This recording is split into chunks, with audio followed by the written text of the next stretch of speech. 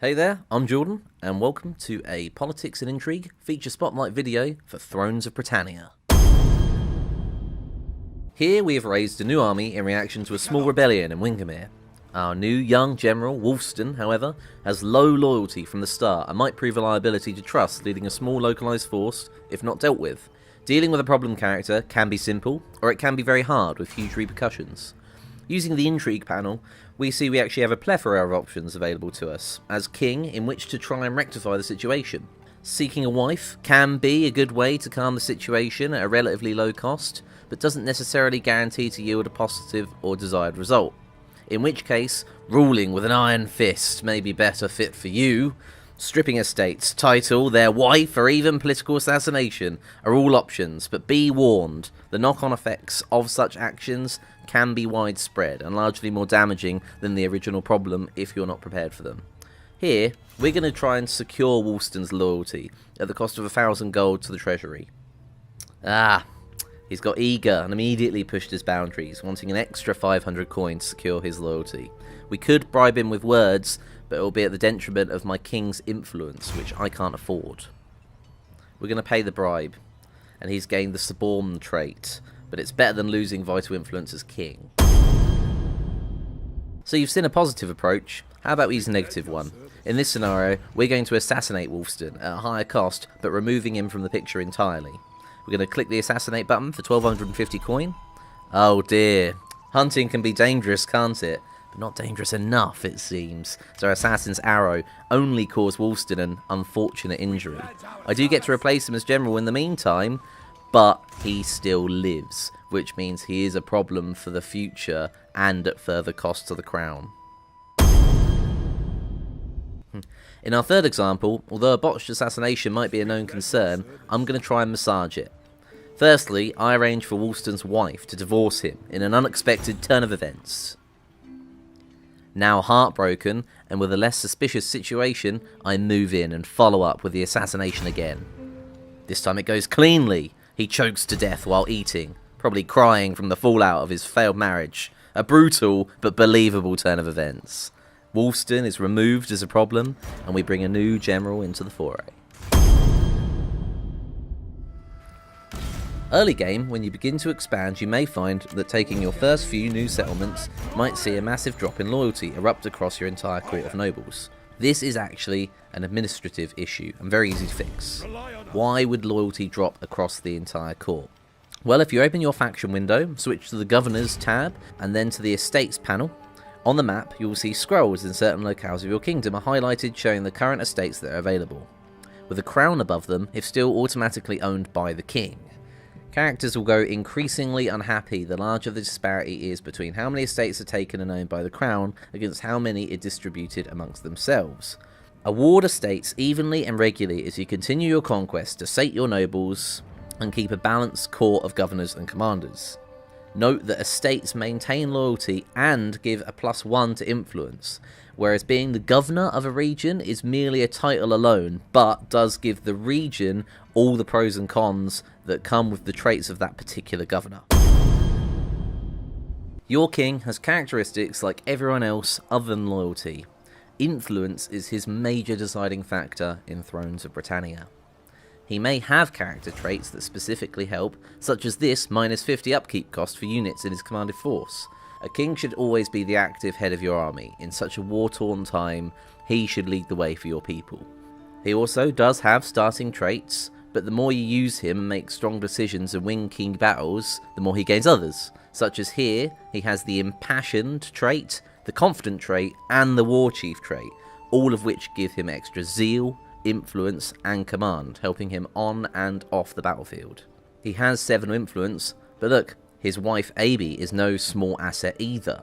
She gives further benefits to him, in this case the well-connected trait, giving him further bonuses to income, governorship, and influence. Guthrum is influential, but he could be better. An intrigue option only available to a king is Hold Feast. A king's feast! It's political action, and although a pricey one, it ensures that you maintain the influence you need to continue your rule. In this case, +2 influence, but in Guthrum up to a healthy 9 overall. It could also help you in the situation that your influence is lowered as a negative effect to something and needs to be recovered quickly.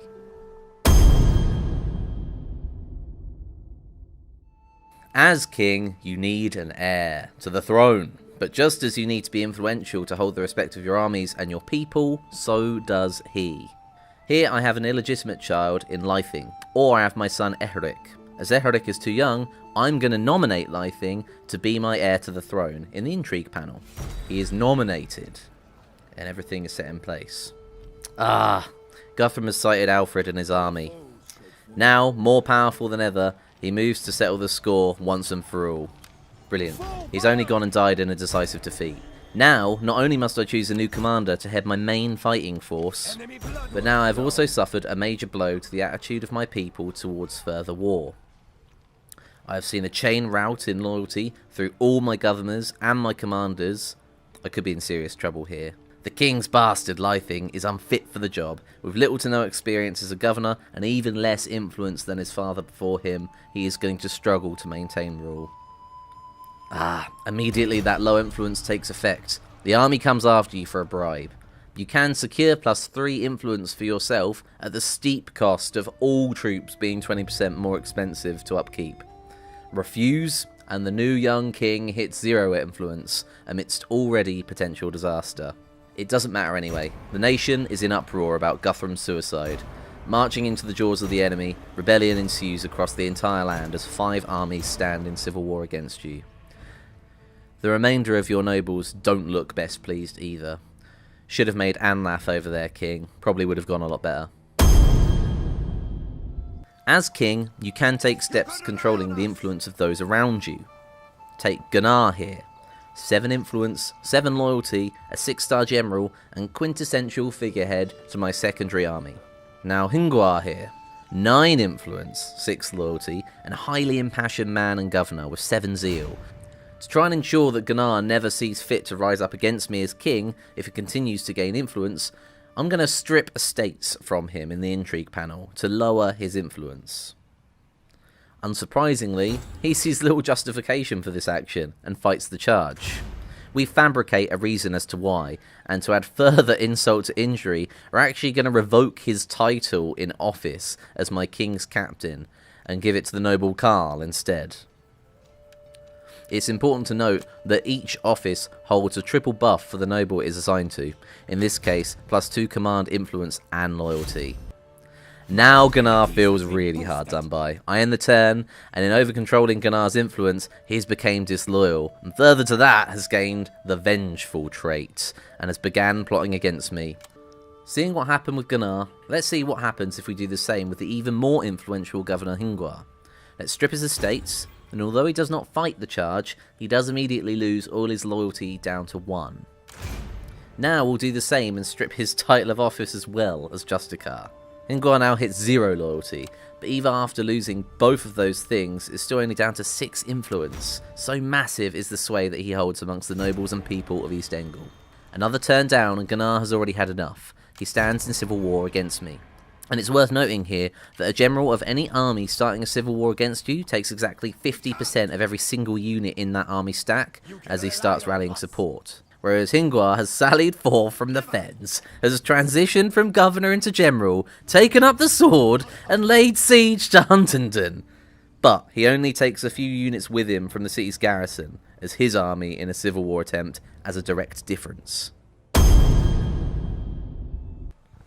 Ruling a kingdom can be a delicate balancing act, so here we're going to show you how to switch governors between provinces. In this case, the people of Steenford are increasingly unsettled with a public order of -11. Over in the east, however, the city of Northwick is booming, and they carry a +8 public order.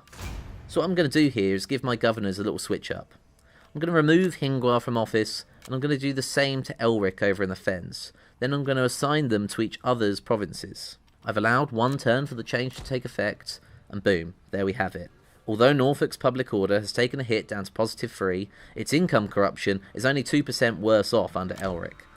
Whereas the Fens, however, have gone from -11 to -5 under Hingwar. With 2 buildings on the way, a church and a garrison that will take them down to -2, Hingwar's mighty 7 zeal has massively helped stabilise the entire province. He is also doubly useful in the fact that his traits help with sieges as a frontline town, as well as boosting church and industry buildings. We need to remember that characters as governors or generals carry with them traits that affect a province as a whole, like an edict. Here, even though I am King Bard of Dublin in Ireland, Northumbria have saw fit to reach out and ask me for a declaration of friendship. Ha! English dogs.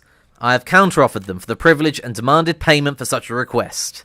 They only wish to leverage me being the third most powerful nation on the map in this scenario, and protect themselves for when I inevitably invade mainland Britannia. They refuse my counter-offer. If we jump back to our political relations map, just as always, your strength rank, regions owned, and other nations' attitude towards you is represented in the politics bar. My southern neighbours, the Legan, are on neutral terms with me, aka yellow face. When I offer them friendship, the proposal is seen as excessive, meaning I could actually get away with asking for a lot more. As Dublin get a bonus to their tribute faction ability for leveraging political payments, I ask for 700 gold, turning this particular declaration into a bit of a golden handshake, which they gladly accept. As we look around the rest of the map, it's always good to consider other factions' attitudes towards you, as well as whether you share any neutral enemies or allies, both of which could be useful in engineering political actions later on. Here, the Thethraforth have made enemies with everyone in Ireland other than me. They're desperate, so not only will I demand their declaration of friendship and seize the opportunity for 700 gold, but I'll also commit their last army to marching north and helping me finish off my conquest of the Osraig lands as I push south and blanket around my allies, the Legan.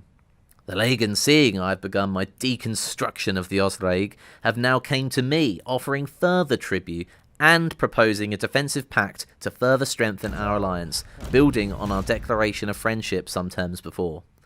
Declarations of friendship can be highly useful when done early on in the game with the right people, so always remember to take in the political landscape in such a delicate and fragile period. Well, that finishes off our politics and intrigue feature spotlight for today. Thrones of Britannia comes out on May 3rd. Pre-order to get 10% off at selected retailers. Thanks very much for watching, and whether by wine, coin, and a silver tongue, or cloak, dagger, and an iron fist, I hope you can achieve glorious victory as you bid to once again unite Britannia under your rule.